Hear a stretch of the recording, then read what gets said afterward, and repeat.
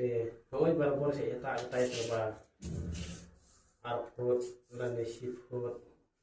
minta ngawal saya kene kalau kamflar niat arput lah saput entah kalau masuk kae bah ini film step by step bermanfaat ini guys